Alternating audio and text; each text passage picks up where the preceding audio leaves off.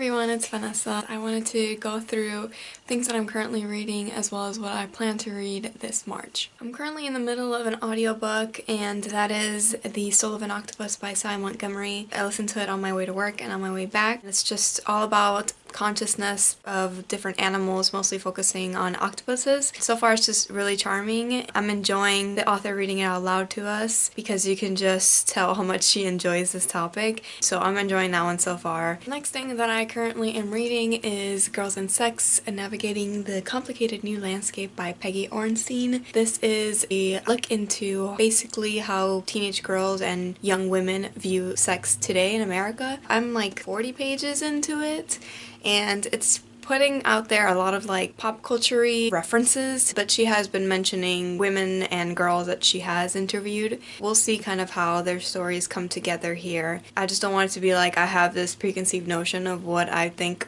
the topic girls and sex is like today, and here are these girls who fit my topic. So we'll kind of see if there's any like differing opinions from like her beginning thoughts laid out in the introduction. On that same note, I put Everyday Sexism by Laura Bates on hold at the library, and it's coming, so I have to go get it.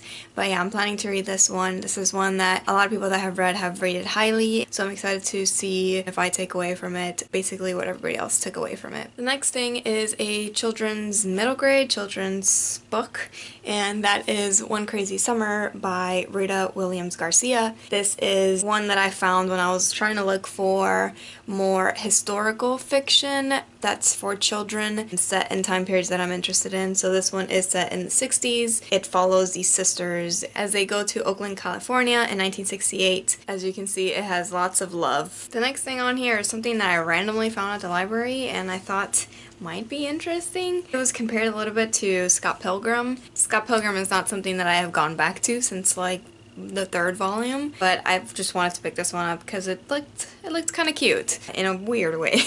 So that is Jonesy, and this is by Sam Humphries and Caitlin Rose Boyle. So it's got a lot of women creators that put it together, so that's another reason why I wanted to pick it up. The art looks kind of weird, like the faces and even the way eyebrows are drawn.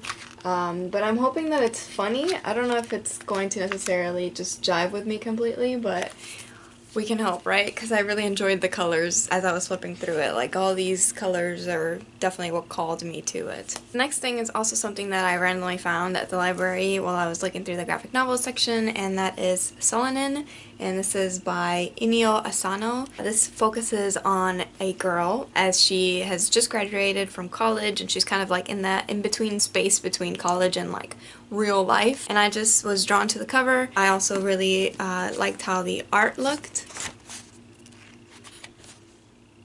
As someone who has tried manga before, I want to continue trying this art form. So I'm hoping that since I haven't really found like stories that really captivate me, maybe this one will, because I mean, a girl between graduating college and like starting her own life kind of rings a bell for me, so I'm hoping that this helps me get more into this art form. The next thing that I found at the library I picked up because of the colors on the inside. It is Over Easy by Mimi Pond, and this focuses on diners in the 70s and kind of, it's like a memoir, but it's a fake memoir. So she works in this diner and she's kind of just like looking at everybody's interactions with each other and writing about that and drawing about that. I really like the colors inside. They are very green.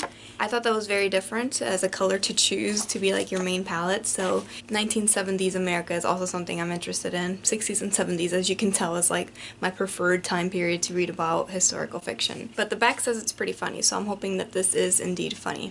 Mouse, I got to volume 1. I feel like I'm finally ready to get into this. It's definitely like a graphic novel that's a classic and one that everybody should read, especially if you really enjoy this genre, but I just haven't been able to, you know, be ready to deal with heavy topics like this. But now I feel like I'm ready. I'm just interested that they use mice to tell this story. I know it has to do with Nazi Germany, and considering the back covers Poland, I'm thinking that it has to do with that. So we'll see what I end up thinking about this. I'm kind of just going into it and seeing if it leaves that imprint of, you know, this is a classic. This is something everybody should read on me.